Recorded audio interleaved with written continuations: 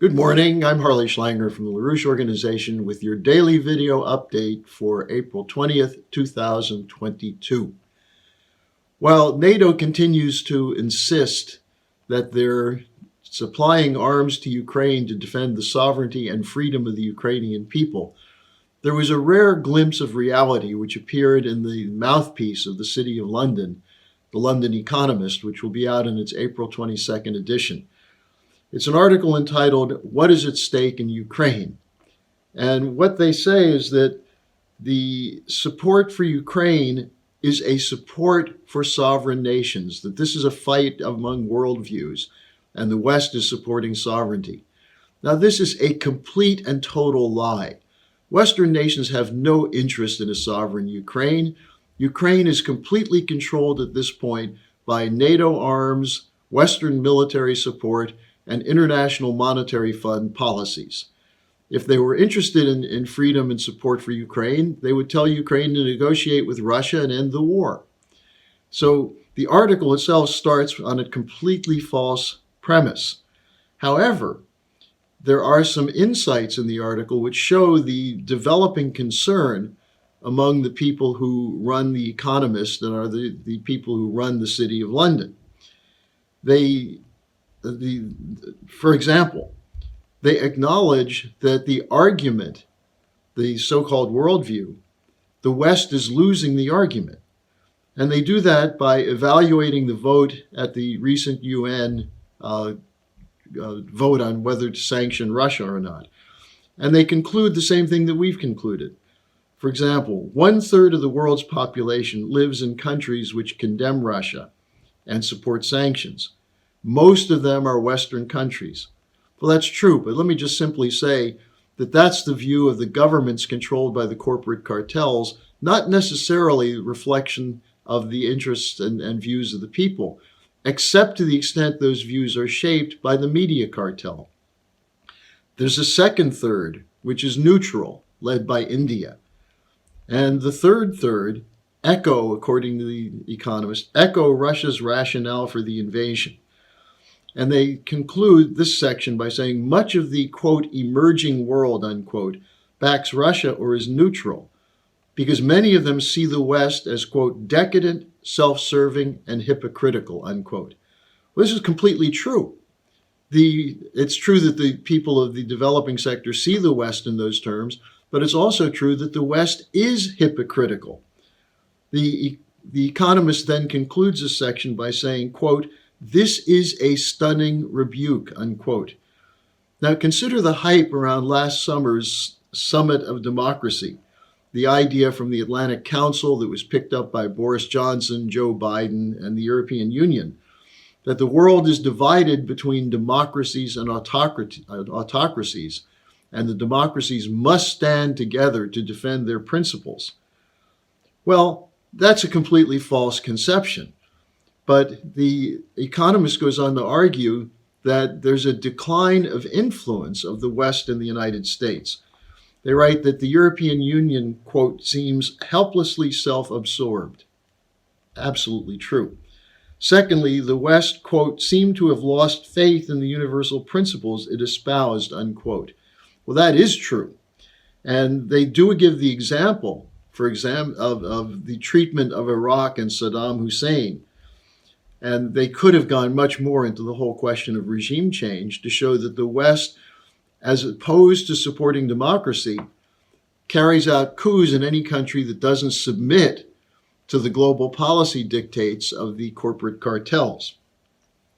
The article goes on to say that, quote, rulers of other countries worry that if the West is free to act as judge, jury, and executioner, they will get summary justice, unquote. In other words, no sovereign rights. So again, The Economist is accurate on this, but their conclusions are all wrong.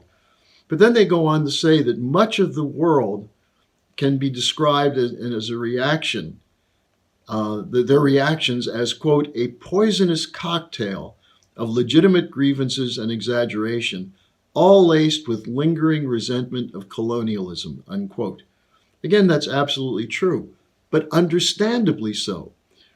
What they don't acknowledge is that colonial rule is continuing, only in a different form.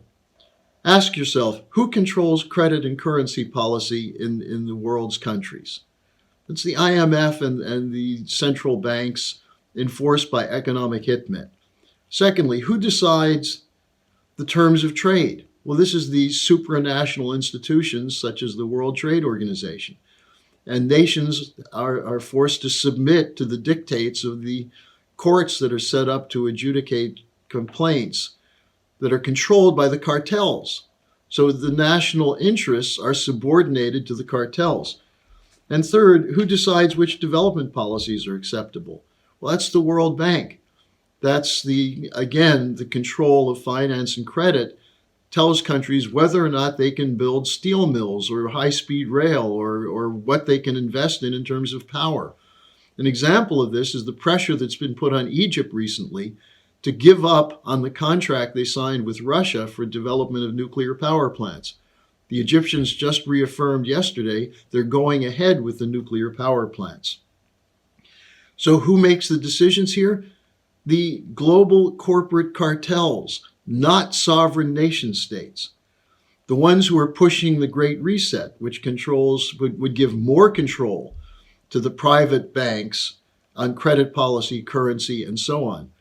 And the Green New Deal, which insists that nations must give up their legitimate plans to develop their physical economy. Now, this is a modern form of slavery, and it makes 2/3 of the world's population slaves to those who control the banking, finance, and trade.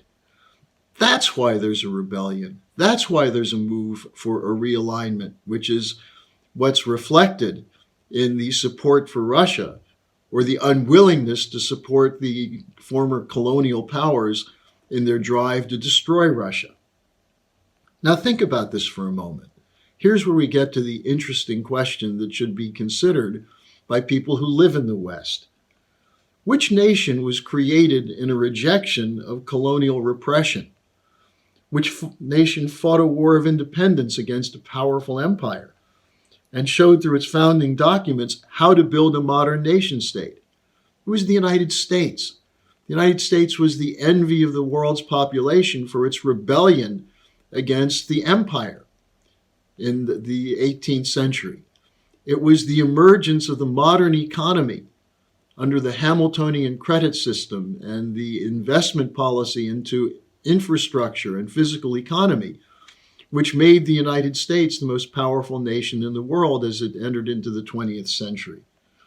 Now, unfortunately, the U.S. is now acting as the military enforcer of this new collapsing Roman Empire, which is making the United States subordinate, the U.S. government subordinate to the policies demanded by the corporate cartels representing the City of London and Wall Street. Now that brings you to the conclusion that the Economist doesn't want you to make, which is that the people of the United States should join this revolt. We should become part of the realignment instead of going along with the City of London and Wall Street. The empire is bankrupt. The debt is unpayable. No matter how much they loot from the poorer countries, no matter how much a war economy takes out of your paycheck, they'll never cover the total volume of debt that's coming due. The attempt to cover that by printing more money only increases the total debt burden. So it's our tradition to be part of the anti-colonial world. And this is what Lyndon LaRouche advocated when he drafted his proposal for the Four Powers Agreement. The United States working with Russia, with China, with India, as three sovereign nation states, with the United States as the fourth sovereign nation state, to break out of the bankrupt system and build a new Bretton Woods system in which the emphasis is on credit for physical production, credit for scientific development and research, and bringing online new technologies which will upgrade the productivity of every single person employed. That's the American system. That's what countries want. They don't want the International Monetary Fund telling them what to do. They don't want global bankers coming in telling them you can't build rail systems or modern healthcare systems or power plants. They want to be able to be sovereign. Now, the Economist article is not a moment of self-conscious reflection.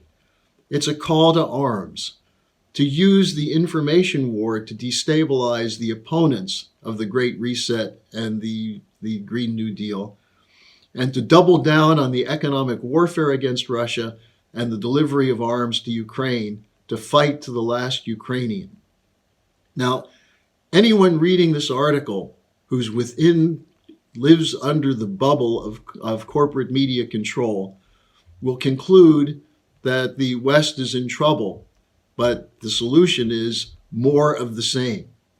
But anyone who's at all sane can see the bubble popping. How is it sane to go to the edge of nuclear war to defend a country noted for its corruption, to defend a country which is not sovereign and which is being used as a battering ram against Russia?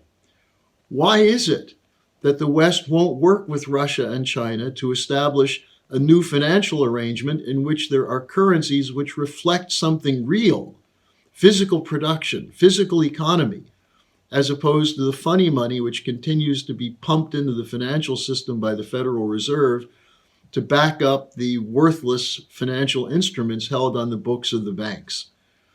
It's a simple question.